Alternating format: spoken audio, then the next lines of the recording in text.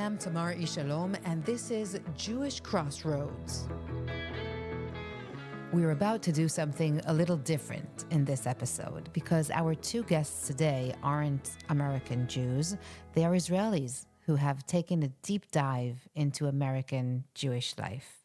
Since October 7th, it seems like Jews on both sides of the ocean have rediscovered each other. The relationship between American Jewry and Israel, one that has seen its fair share of crisis and distance, has grown much stronger. Not for everyone, but for many.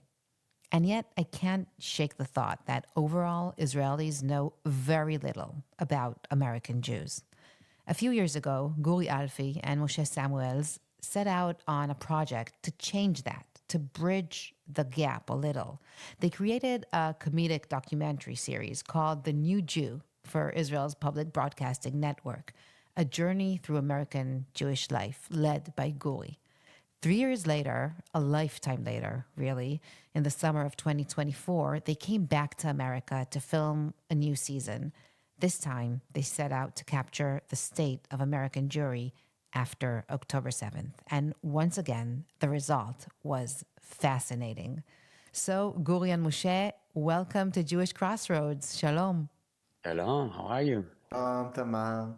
Alan. First, let me introduce you properly. Guri Alfi is one of Israel's funniest and most beloved comedians. Come on, yes, do a big intro. Continue. Big intro. I will.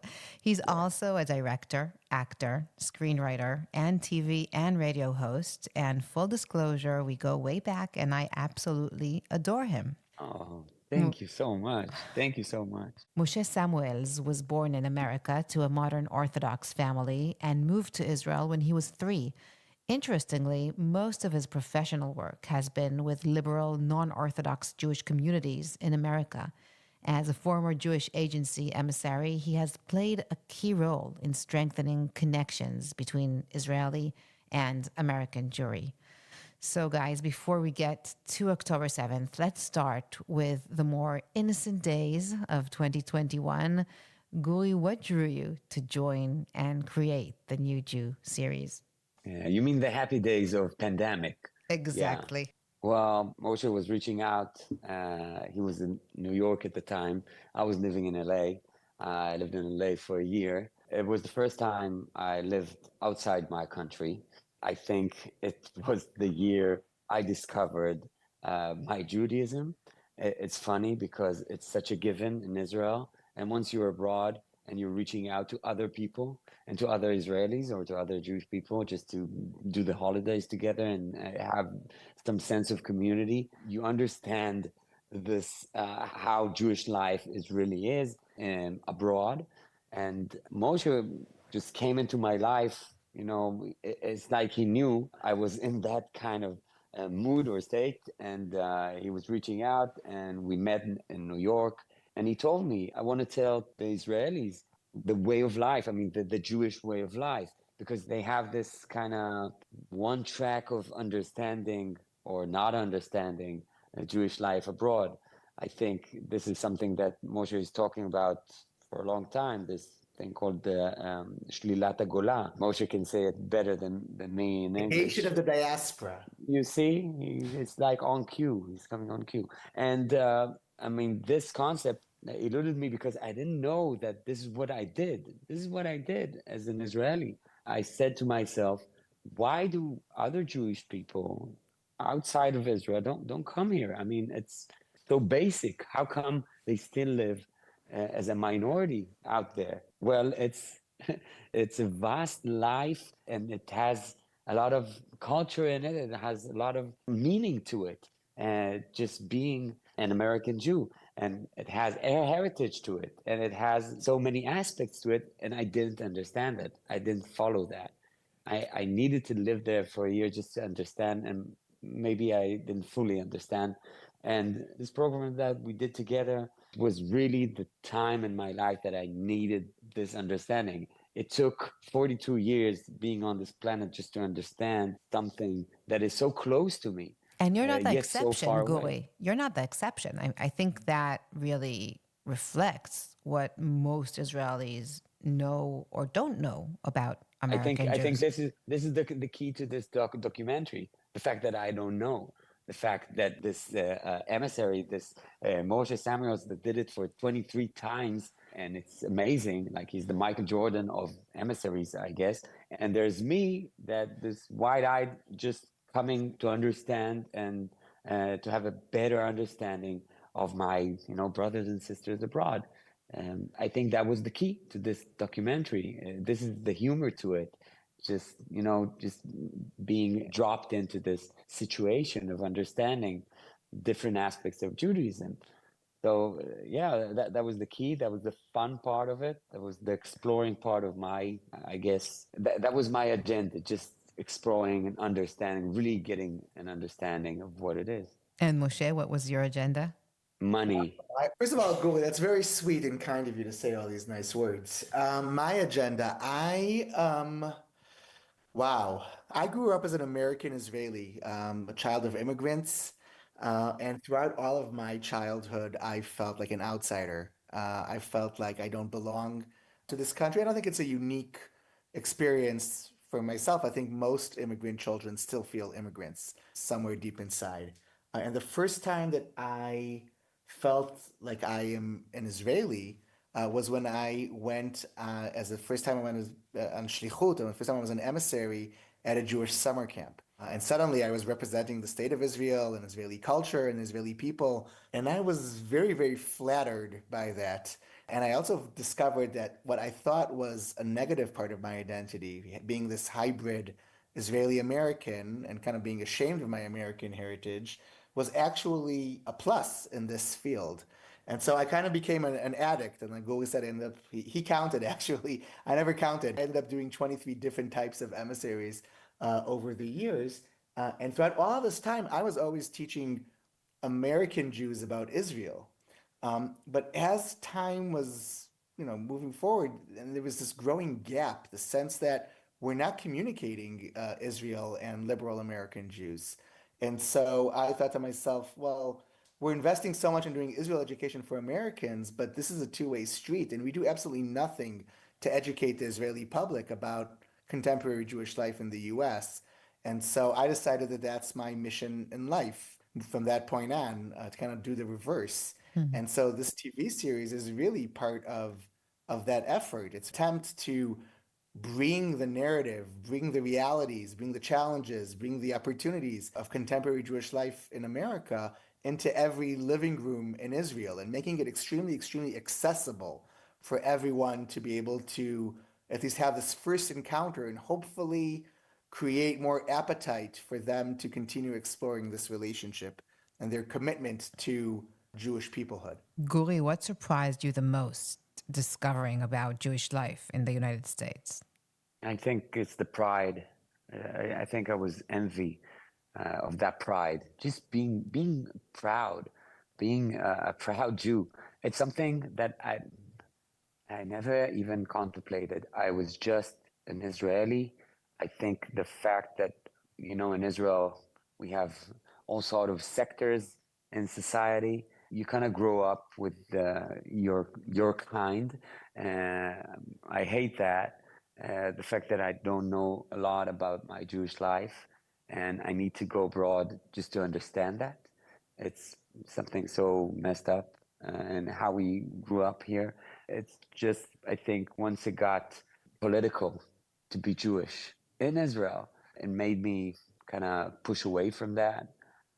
Once I got to LA, once I got just being with my daughters abroad, just understanding what we are, my heritage, where we come from, our story, our values. Took me a long time. Took me a long time to get there. And even when Moshe is talking about this program, I thought to myself, this just could be funny. You know, I was thinking as a comedian, this could be really funny, just going to see all sorts of, variations of Judaism that people don't know about. And it might be funny for people just to getting to know them. And for Moshe, it was like this is a must. This is education, and I think that was the magic to it. really the magic to it. Like he's so serious into it, and he's bringing all sorts of people to the table. And I was just saying, oh my God, what is this story? This is a story about a rabbi, a female rabbi that does, bar mitzvah tours. I mean, like hikes in the Colorado mountains with bar mitzvah boys. And oh, this will be so funny. And once we did that, I did my bar mitzvah again in the Colorado mountains. But it sounds really weird, but I got so excited doing it, and I got so emotional. And you can see it. You can see it in the documentary. I mean, I really got into it and understood something about it. What is your parasha? Do you remember which parasha is your bar mitzvah? Moshe, is it Vaikra? It is Vaikra. Yeah. Yeah. Okay. Mine is Vayera. So after the funny stuff came October 7th, and you two decided to return. End of the funny stuff forever. And then October 7th happened, and you two decide to return to America for a follow-up series. I mean, Guri, what did you learn, and what was important for you to convey to your Israeli audience? First of all, we really kind of reached out because we wanted this two-way street to American Jewry. So we felt like this bridge. So we said, okay, this is the time to find out how they're doing. It's funny, like to understand their perspective now. Did something happen to them? Maybe it's our relationship can grow from that. Maybe it's a chance. Maybe it's an opportunity for everybody to come together, to be one people, to be Am Echad. We keep saying Am Yisrael Chai. This peoplehood is much more than Israeli. So maybe this is it. At first, nobody was. I'm saying something, but nobody said, "Okay, go ahead, do it," like they did before. I mean, our sponsors in Israeli TV, they kind of waited to see our product because they didn't know. We went for it. I mean, Asaf Nawi, our producer, just went for it, and we dived right into it. And it was the first time we did something before we had any backing to it because we really wanted to do it. Because you knew that something interesting is happening that you want to tell to your audience back home. We needed this closure, I guess. We needed to understand and to follow up the people that we talked to previously and to understand their perspective now. We found out that everybody hurts the same. It's something that unites us. And we hate the fact that this unites us. We hate the fact that we are not united by the joyful life and, I don't know, this huge sense of pride.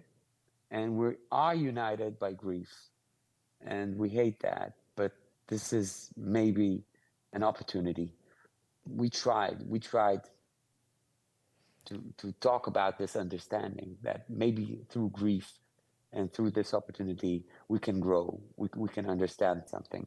And I think it was painful because the stories that we did this funny documentary, and now we're doing this really, really hardcore documentary about people that send their daughters and sons to Israel on this, and this feeling that they had to be there. I mean, people that didn't grow up in Israel, grew up in America and had everything, came to Israel to join the IDF and to be these young Zionists and full of ideology and full of respect to Israel. And they've fallen here and they took their life here.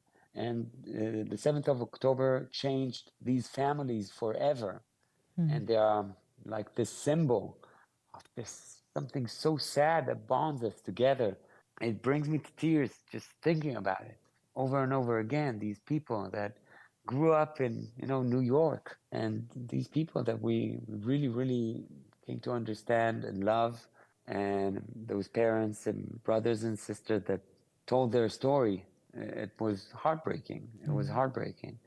Moshe, what significant changes did you observe here in America after October 7th? Well, I think that our follow-up movie kind of describes three key changes that we've noticed. The first one is the fact that American Jews feel very much alone right now. And that's something that I don't think they expected to ever feel. There was some sort of awakening here, right? American Jews invested so much in forming allyship with other progressive liberal sects and groups in the American society and kind of felt like they were able to finally eradicate anti-Semitism, like they were able to make it in America. They succeeded in integrating. And suddenly, post October 7th, when they experience, people ignoring what happened or maybe having some sort of moral equivalency between Israel and Hamas, and in some cases, right, real severed relationships, people who break ties, who bully, be it in person or on the net, right? Suddenly, American Jews are asking themselves this question of, do I really belong to this place? Do I, maybe the golden era of American Jewish life has come to an end and I need to start rethinking, you know, my course of action here as an American Jew. So that's one very big difference that we've noticed. What's really amazing to me in all this process is what nowadays we call the surge, and I know that you've talked about this in previous podcasts as well. Like the fact that American Jews, their reaction to this isn't to steer away from their Jewishness, but actually get closer and become more tribal and become more particularistic in their Jewishness is fascinating, right? And the fact that we see these synagogues full, right? More membership than ever before. Hebrew schools are with waiting lists and conversions are on the rise, right? All of these phenomenons are fascinating and something that we did not expect to see. The Israeli community reaching out to the Jewish community, this is something we didn't see to witness. Absolutely. I mean, the fact that Israelis are currently right seeking again to strengthen their Jewish identity, to come closer to American Jewry, to strengthen their ties as an Israeli community, their internal bonds. It's fascinating to see this awakening of Jewish identity and Jewish particularism. So that's change number two. And then within that, the third change is the relationship with Israel, which used to be a topic that was messy, right? That nobody really wanted to deal with. And suddenly people feel compelled to engage with Israel. They realize that no matter what, right, they're associated with Israel, and therefore let's at least, explore our relationship with it real. And to see the amount of the solidarity that we're able to notice in the past 16 months Was amazing. it's incredible. It's something that again I don't think in my field we thought that would happen in our lifetime. We thought that we're growing apart. And October 7th really brought us together in ways that we did not expect. I sense that there's a real opportunity here for us as the Jewish people moving forward. And Guri, you mentioned the Israelis reaching out. I mean, if we'll be honest, as Israelis, I think that broadly speaking, until October 7th, American Jews didn't really interest the average Israeli, certainly not as much as Yeah, not at all. Israel interested American Jews. I mean, do you think this has really changed after October 7th? Well, it did change. Are we now one people? Are we now in different place? Nah, I don't think so. The fact that we understand something, I think something shifted, but nobody really made this bond matter. I mean, it's now just this feeling, and we need more, something more. I don't know, just to make it a Actions? fact, action, maybe new programs. I think something is moving. Moshe knows better than me, but it's not enough. It's not enough. I'm not satisfied by this relationship. I really want it to be a game changer for us. I think we need this. What would you like to Everybody's reaching out. see Israelis learn and maybe even adopt from American Judaism and from American Jews? The understanding that American Jews have of the world. We cannot be this island that, blocks the whole world away from us. Like we're doing what we're doing, the world will do what they're doing, the world is against us, and that's it. We can't be those people. We can't be with this narrow perspective. We need to educate ourselves. And what better education can we have from our brothers and sisters that know so much about the world, all over, not only in America, you know. So this is it. It's like we are sending people over there to tell them about Israel, to make them understand. And we're so frustrated when they don't understand. They don't understand us. And yet we're not doing anything, any steps to understand those people. I mean, what they endure and what they understand about, you know, life. I read in one of the interviews with you, you talked about the arrogance of Israelis toward American Jews and how Yeah. much it annoys you. Talk to me a bit about that. And do you think that might have changed as well a bit? You know, because I've been this person, I guess. This is what, you know, when you see something and you cannot unsee it anymore. So then you say to yourself, okay, I was so ignorant. Why was I so ignorant? Why was I feeling that I didn't even want to know? And I think this is this so arrogant of us Israelis, just to understand that we are the center of the world. We grew up like this, you know. We are the dream came true by our parents and grandparents. So we are the dream. Nobody else is. Our parents made this move and came here with an agenda, and we lived, I think, agenda free in this liberal country, which is surrounded by people that want to kill us. We go to the army. I mean, once we are born, we are just educated to go to the army and to defend Israel, and that's it. And everything else doesn't matter, or everybody else doesn't understand. This is the sentiment that I lived in. Once we get to this understanding that other people that have the same cultural aspects like I do. And it's not only the text, it's the values, it's the family, it's the community. Maybe it's more. Maybe it's more because I kind of pushed away from that. So maybe we have something to learn. So once you see that, and you see all your friends here that they don't even understand it. Every time I do anything else, anything new, I gather up my friends and my family, and I put them in my living room, and I let them see this rough cut of my of program that I did every time I do something. So I did this with the new Jew, and everybody watched it. And I said, you know, I'm writing down. I'm saying, if there is a question, if you have any questions or you want to say something, I'll pause it and you'll ask. After 1 minute, everybody raised their head. Like, I have like a million questions for you. This statistic, right? I mean, this person that said this, why is saying that? I mean, oh, really? This is what is this? This rabbi Angela Bortal. She's Korean. I mean, is she Jewish? Wait a minute. How can she be this main and all sorts, you know, ignorant questions that I had? As an interviewer, I had these ignorant questions. It was amazing how little do we know. And this is being arrogant, you know, it's nothing else. Which is a thing that we sometimes do as Israelis.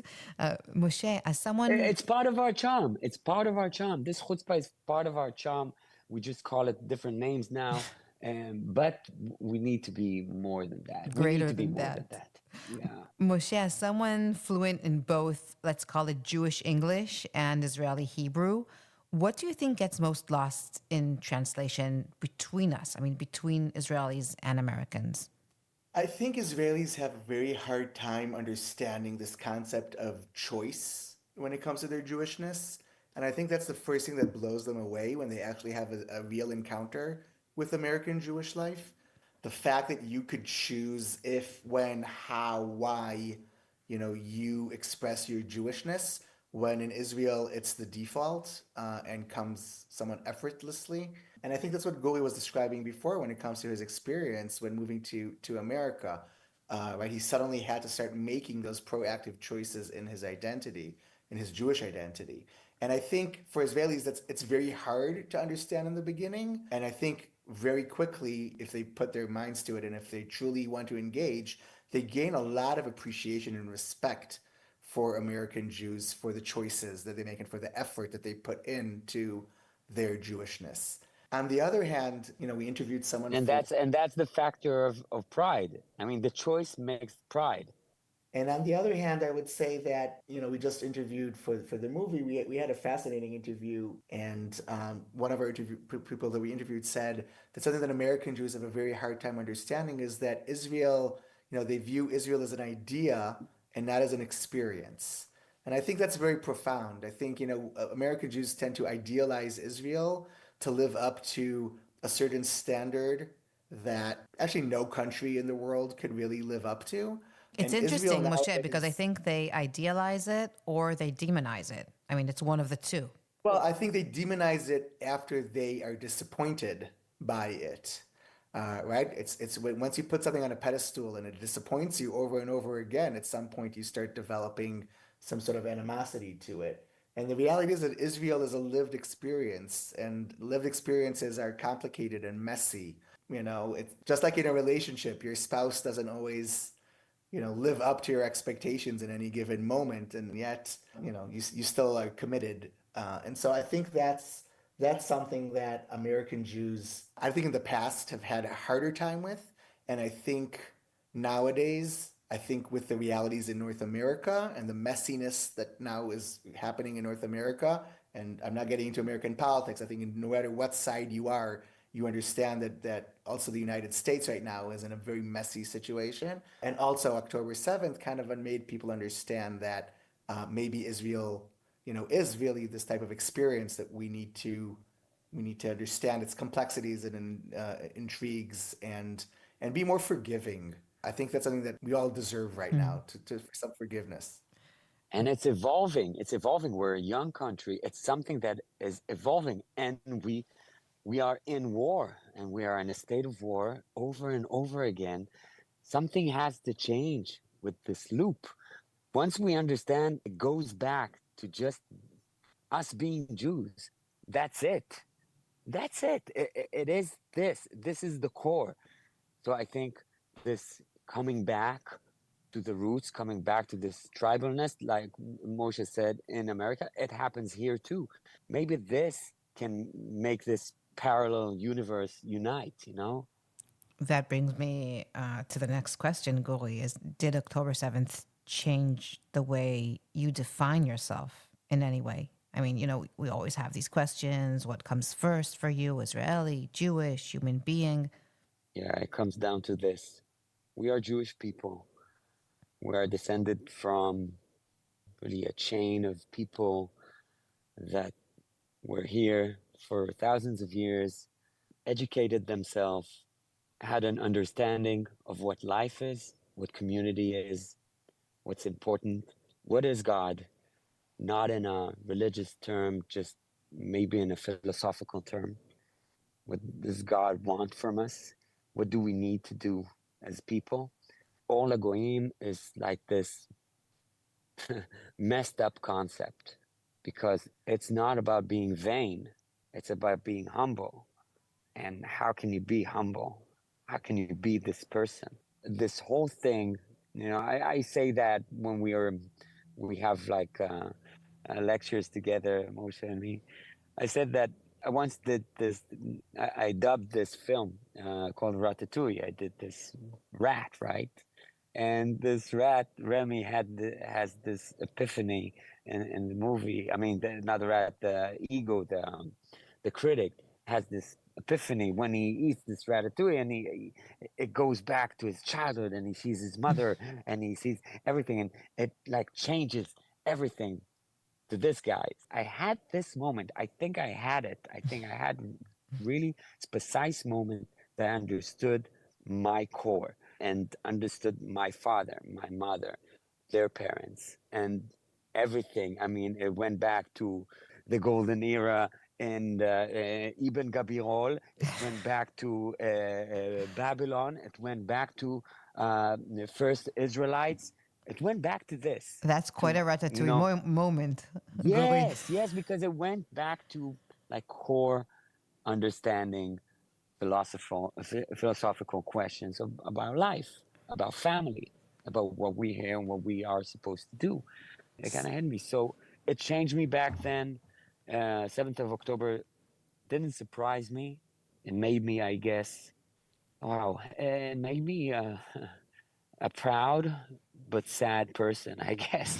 A proud and sad. This is what I am right now. This is how I do my stand-up. I mean, just I thought that I will never make anyone laugh again because there's nothing to laugh about anymore. And I thought, wow, is this what people felt, during the Holocaust? Like people uh, like me doing this comedy life and seeing everything in a funny way, and now everything changes and you cannot be this person anymore.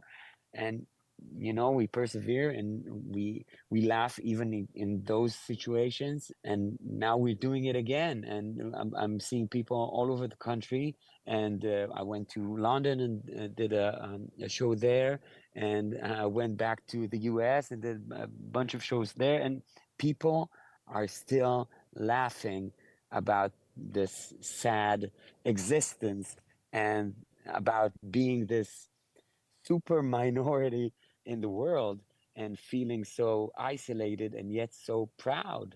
And I that's mean, what Jews always something, did. I mean, humor is so yes, part of yes, Judaism. yes, yes. We're doing this because we educate ourselves, we understand that we need to persevere, we need to laugh at this situation because this is something that everybody can see and fear. Like these people can laugh now, they can congregate and bring themselves to tears laughing right now. This is so unique. This is so unique as people. Moshe, we spoke on the phone yesterday, and you told me that after October 7th, today, you're much more optimistic. And that immediately, caught my attention because on both sides of the ocean, there's a lot of pessimism and many really good reasons for concern. So try to convince me not to be pessimistic because, that is my tendency in life. Why optimism now? Well, usually that's my tendency in life as well. I think that's a Jewish tendency in life in general. But actually, this moment makes me very optimistic, and I disagree with Guri and what Guri said earlier. And I apologize about that, Guri. But I actually think that our relationship is between American Jewry and Israelis, Jewish Israelis, is heading towards potentially a very, very productive and very, very exciting stage. I think that Israelis more than ever before realize that we're in this together and are showing expressions of caring and solidarity.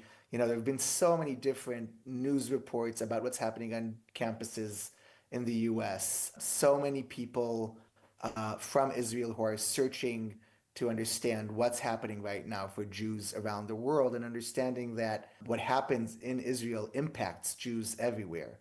What I do in my day job when I'm not doing TV is one of the things that I do is I run a nonprofit that brings many Israeli leadership groups to North America to explore Jewish life there. And I've seen a spike in the amount of organizations and individuals who want to go on these types of missions and explore what's happening now. They're out of true caring and curiosity. So I'm noticing on the Israeli side, there's some sort of awakening that did not exist before.